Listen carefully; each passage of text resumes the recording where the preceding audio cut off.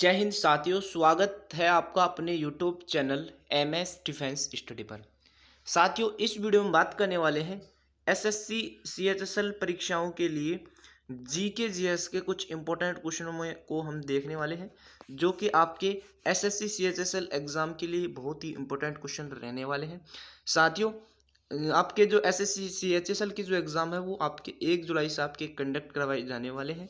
तो साथियों, जो भी साथी तैयारी कर रहा है वो चैनल के साथ ज़रूर जुड़े, क्योंकि यहाँ पर ऐसे क्वेश्चन करवाए जा रहे हैं जो कि आपके एग्ज़ाम में 100% छपने वाले हैं। किसी न किसी शिफ्ट में आपको ज़रूर आपको क्वेश्चन देखने को मिलने वाले हैं। तो साथियों, चैनल से ज़रूर जुड़े, चैनल को ज़रूर सब्सक्राइब करें और बेल आइकन को ऑन करें, जिससे आने वाली सभी वीडियो का जो नोटिफिकेशन है वो आपको मिलता रहे। और साथियों, इन क्लासों की पीडीएफ के लिए हमारे टेलीग्राम चैनल को जरूर ज्वाइन करें। टेलीग्राम चैनल का लिंक डिस्क्रिप्शन में दिया गया है, वहां से जाकर आप टेलीग्राम चैनल को ज्वाइन कर सकते हैं और इन सभी क्वेश्चनों की पीडीएफ है वहां से आप डाउनलोड कर सकते हैं। तो चलिए साथियों, स्टार्ट करते हैं। उससे पहले एक और रिक्वेस्ट है, यदि आपको प्रत्येक क्वेश्चन का आंसर आपको कमेंट सेक्शन में देना है। यदि आपको आंसर पता है, सही पता है तो सही कीजिए, गलत पता है तो गलत भी दीजिए, और लास्ट में अपना स्कोर भी आप कमेंट सेक्शन में आप जरूर बताएं। तो चलिए साथियों, स्टार्ट करते हैं आज के इन क्वेश्चनों को। तो पहला क्वेश्चन आपकी स्क्रीन पर है साथियों, जैन धर्म में कुल कितने तीर्थकर हुए। साथियों, यहाँ पर जैन धर्म की बात कर रहा है कि जैन धर्म में साथियों कुल कितने तीर्थकर हुए थे। तो साथियों 24 तीर्थकर हुए हैं जैन धर्म में। कितने? 24। तो राइट आंसर की बात करें तो ये हो जाएगा साथियों आपका option number B. Option B आपका राइट आंसर हो जाएगा पहले क्वेश्चन का। क्वेश्चन नंबर 2 है, बिहार का शोक किस नदी को कहा जाता है। बिहार का जो शोक है साथियों, ये आपके किस नदी को कहा जाता है। तो साथियों मैं बता दूं आपको, कोसी नदी को। किसको? कोसी नदी को कहा जाता है आपके बिहार का शोक। तो ऑप्शन जो ए में है आपका कोसी नदी, तो करेक्ट आंसर भी आपका ऑप्शन ए ही हो जाएगा। कोसी नदी को कहा जाता है आपके बिहार का शोक साथियों। तो राइट आंसर की बात करें तो ये हो जाएगा आपका option number A. Question number 3 देखिए, भारत में नालंदा विश्वविद्यालय किस राज्य में स्थित है। जो आपका नालंदा विश्वविद्यालय साथियों, ये आपके किस राज्य में स्थित है। तो ये आपके बिहार राज्य में स्थित है। किस में है? बिहार राज्य में। तो याद रखना, नालंदा जो विश्वविद्यालय है ये आपके बिहार राज्य में स्थित है। तो ऑप्शन जो आपका सी हो जाएगा वो इस क्वेश्चन का राइट आंसर हो जाएगा, ऑप्शन नंबर सी। साथियों ये मत कमेंट सेक्शन में बोलना कि सर इतने इजी क्वेश्चन भी आते हैं क्या। कई बार क्या होता है, कई शिफ्टों में इजी क्वेश्चन ही पूछ लिए जाते हैं और आप इजी क्वेश्चन को ही क्या कर लेते हैं साथियों, गलत करके आ जाते हैं। तो इजी क्वेश्चनों पर भी आपको ध्यान देना है साथियों। क्वेश्चन नंबर 4 है, सरदार सरोवर परियोजना किस नदी पर स्थित है। जो आपकी सरदार सरोवर जो परियोजना है ये आपकी किस नदी पर स्थित है। तो साथियों ये आपके नर्मदा नदी पर स्थित है। कहाँ पर है? नर्मदा नदी पर आपकी स्थित है सरदार सरोवर परियोजना। तो साथियों ऑप्शन जो आपका डी हो जाएगा वो इस क्वेश्चन का राइट आंसर हो जाएगा, option number D. Question number 5 है, मेघदूत किसकी रचना है। साथियों जल्दी से कमेंट सेक्शन में आप आंसर दीजिए, मेघदूत जो है ये आपके किसकी रचना है। तो मेघदूत साथियों आपके कालिदास जी की रचना है। किसकी है? कालिदास जी की रचना है आपकी मेघदूत। तो ऑप्शन डी में दे रखा है आपका कालिदास, तो ऑप्शन डी हो जाएगा आपका राइट आंसर। क्या हो जाएगा साथियों? ऑप्शन डी, कालिदास इस क्वेश्चन का राइट आंसर हो जाएगा। क्वेश्चन नंबर आपके अगला आ गया है, लाल बहादुर शास्त्री अंतर्राष्ट्रीय हवाई अड्डा जो है ये साथियों कहाँ पर स्थित है। जल्दी से आंसर दीजिए साथियों, लाल बहादुर शास्त्री अंतर्राष्ट्रीय हवाई अड्डा जो है ये कहाँ पर है। तो साथियों ये आपके वाराणसी में है। कहाँ पर है? वाराणसी में है आपका लाल बहादुर शास्त्री अंतर्राष्ट्रीय हवाई अड्डा। तो करेक्ट जो आंसर हो जाएगा ये हो जाएगा आपका option number C. Option C हो जाएगा इस क्वेश्चन का राइट आंसर। क्वेश्चन नंबर 7 है आपकी स्क्रीन पर, इडुक्की बांध किस नदी पर स्थित है। साथियों जो आपका इडुक्की बांध है ये आपके किस नदी पर स्थित है। तो इडुक्की बांध आपको आपकी पेरियार नदी पर है। कहाँ पर है?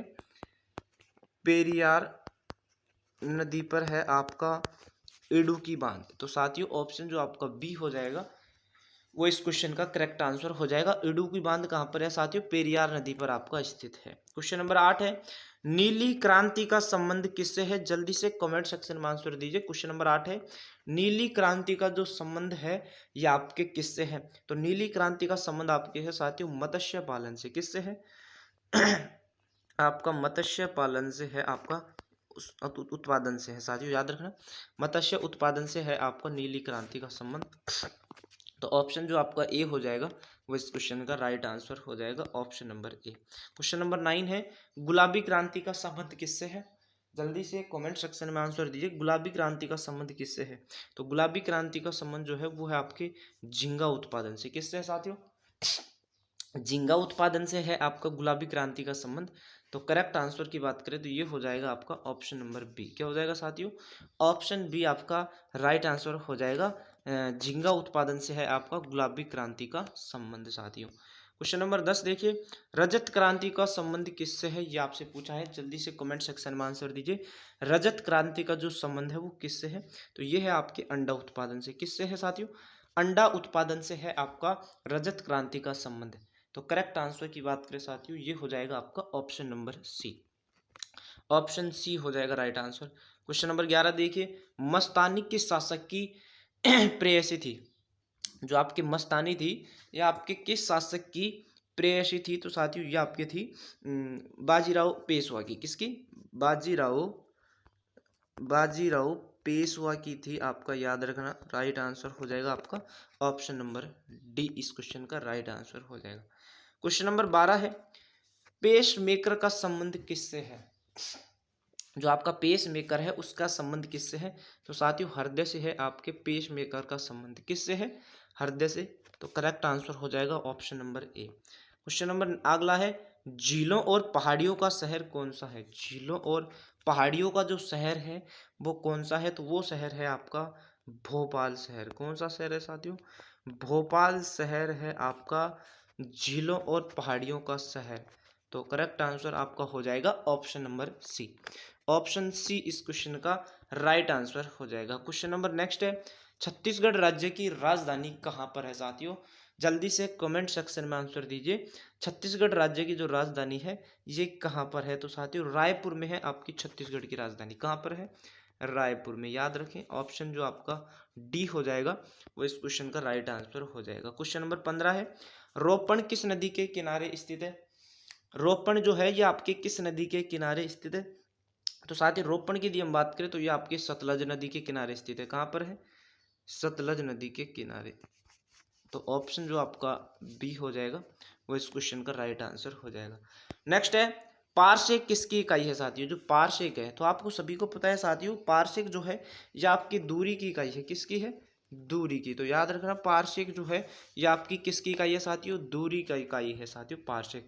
नेक्स्ट क्वेश्चन है, वर्षा की मात्रा ज्ञात करने वाला यंत्र कौन सा है? वर्षा की मात्रा का, तो वर्षा की जो मात्रा है उसको ज्ञात करने वाला जो यंत्र है साथियों वो है आपका रेन गेज। कौन सा है साथियों? रेन गेज है आपकी वर्षा की मात्रा ज्ञात करने वाला यंत्र। तो याद रखना साथियों इस क्वेश्चन को भी। नेक्स्ट क्वेश्चन है, कार्य का मात्रक क्या होता है? तो सभी को पता है साथियों, कार्य का मात्रक आपका जूल होता है। क्या होता है साथियों?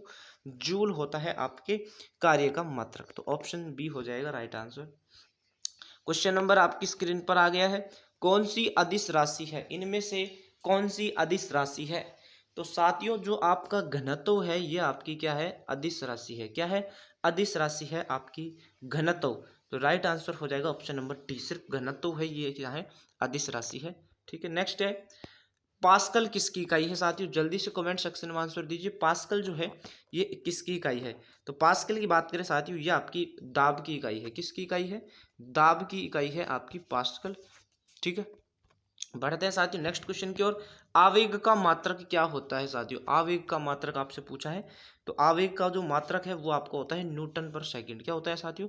न्यूटन पर सेकंड होता है आपके आवेग का मात्रक। तो करेक्ट आंसर की बात करें तो ये हो जाएगा आपका option number B. Question number next है, प्रथम बौद्ध संगति किसके शासनकाल में आयोजित हुई थी? जल्दी से कमेंट सेक्शन में आंसर दीजिए साथियों। प्रथम बौद्ध संगति जो है ये किसके शासनकाल में आयोजित हुई थी?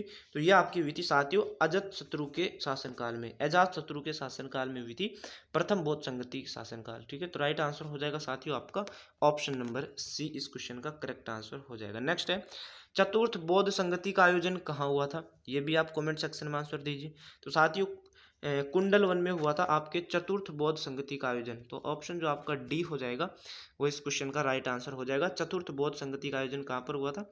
कुंडल वन में हुआ था। नेक्स्ट क्वेश्चन है, निम्न में से जैन धर्म के अनुयायी सम्राट कौन थे साथियों?